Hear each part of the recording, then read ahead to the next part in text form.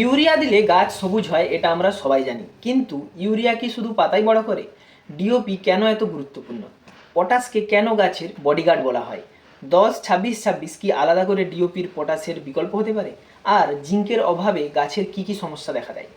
আজকের ভিডিওতে আমি আপনাদেরকে একদম সহজ ভাষায় বুঝিয়ে বলবো কোন সারের কি কাজ, কোন সার না দিলে কি ক্ষতি হবে, ধান চাষে কখন কোন সারের সবচেয়ে বেশি উপকার দেয়, এমনকি 10-26-26 ব্যবহার করলে আলাদা করে কি ডিওপি এবং পটাশ দেওয়ার দরকার আছে কিনা সেটাও এই ভিডিওতে আমরা আলোচনা করব।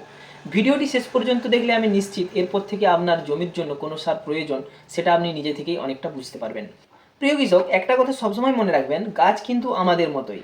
আমাদের শরীরে যেমন প্রোটিন, ভিটামিন, কার্বোহাইড্রেটের প্রয়োজন হয়, ঠিক তেমনই গাছেরও বিভিন্ন ধরনের খাবারের প্রয়োজন হয়।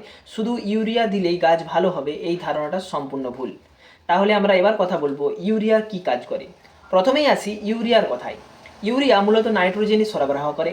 এর কাজ কি না, নাইট্রোজেনের মেইনলি কাজ হচ্ছে গাছের সবুজ বৃদ্ধি ঘটানো, পাতা ও কাণ্ডের দ্রুত বৃদ্ধি ঘটানো, ধানে পাশকাঠি কুশির সংখ্যা বাড়ানো এবং গাছকে সতেজ এবং সবুজ রাখা। নাইট্রোজেন অর্থাৎ ইউরিয়ার অভাব হলে কিভাবে বুঝবেন? পাতা হলুদ হয়ে যাবে, গাছের বৃদ্ধি কমে যাবে এবং ফলনও একটু কমে যেতে পারে। এবারে কথা বলবো ইউরিয়া অর্থাৎ নাইট্রোজেন বেশি দিলে কি ক্ষতি হতে পারে।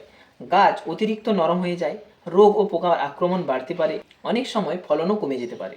তো এবারে কথা বলবো ডিওপি কি কাজ করে। অনেক কৃষক ইউরিয়াকে রাজা মনে করেন, কিন্তু সত্যি কথা বলতে গেলে গাছের ভিত তৈরি করে ডিওপি। ডিওপি অর্থাৎ ডাই অ্যামোনিয়াম ফসফেট এর কাজ কি না, শক্তিশালী শিকড় তৈরি করা, প্রাথমিক বৃদ্ধিতে সাহায্য করা, ফুল ও ফল ধারণে সাহায্য করা, গাছকে শক্তিশালী করা। এবং ডিওপির কখন বেশি প্রয়োজন হয়? জমি তৈরির সময়, চারা লাগানোর সময়, প্রাথমিক বৃদ্ধির সময় আপনারা ডিওপি ইউজ করতে পারেন। এবারে কথা বলবো পটাশ কী কাজ করে। যদি ইউরিয়া গাছকে খাওয়ায় তাহলে পটাশ গাছকে রক্ষা করে। পটাশের কাজ কি? রোগ প্রতিরোধ ক্ষমতা বাড়ানো, গাছকে শক্ত করা, ধানের দানা ভরতে সাহায্য করে বা ধানের দানা পুষ্ট করতে সাহায্য করে, ঝড় বৃষ্টি সহ্য করার ক্ষমতা বাড়ায়, ফলে ধান কিন্তু সহজে পড়ে যায় না, ফল ও সবজির গুণগত মান উন্নত করে। পটাশের অভাব হলে কিভাবে বুঝবেন? পাতার কিনারা শুকিয়ে যায়, ফলন কমে যায়, গাছ দুর্বল হয়ে পড়ে। এবারে আসছি 10-26-26 কী কাজ করে। এখন আসি সবচেয়ে বেশি জিজ্ঞাসিত একটি সারের কথায়, 10-26-26। এর মধ্যে রয়েছে 10% নাইট্রোজেন, 26% ফসফরাস এবং 26% পটাশ।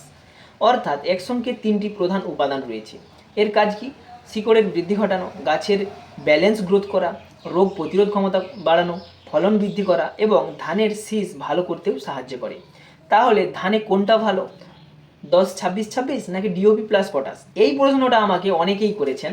এর উত্তর হলো, যদি আপনি 10-26-26 ব্যবহার করেন, একই সঙ্গে তিনটি উপাদান কিন্তু এর সাথে পাবেন, ব্যালেন্স পুষ্টি পাবেন, অর্থাৎ ব্যবহার করাও সহজ। যদি আপনারা ডিওপি প্লাস পটাশ আলাদা করে দেন তাহলে কিন্তু প্রয়োজন অনুযায়ী মাত্রা বাড়ানো বা কমানো যায়, মাটির পরীক্ষার রিপোর্ট অনুযায়ী সঠিক পরিমাণ কিন্তু ওতে দেওয়া যায়।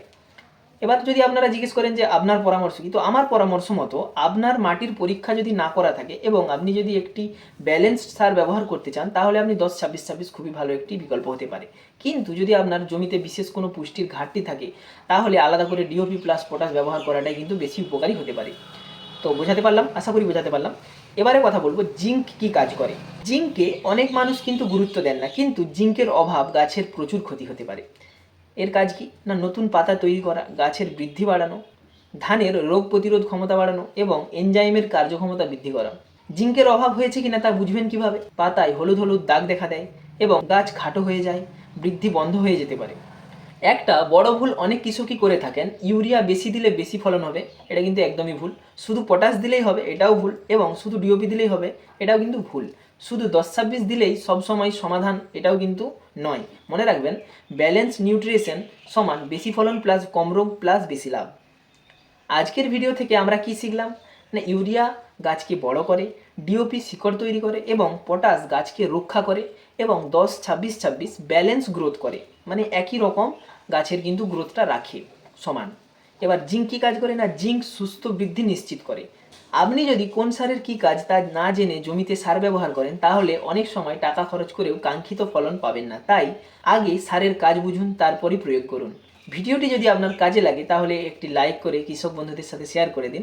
আর ডিজিটাল কৃষক ইউটিউব চ্যানেলটিতে এরকমই কৃষি সংক্রান্ত আরও অনেক জানকারি পাওয়ার জন্য চ্যানেলটিকে তাড়াতাড়ি সাবস্ক্রাইব করে রাখুন। আবার দেখা হবে কোনো পরবর্তী ভিডিওতে, ততক্ষণ ভালো থাকবেন, সুস্থ থাকবেন। জয় কৃষক, জয় বাংলা।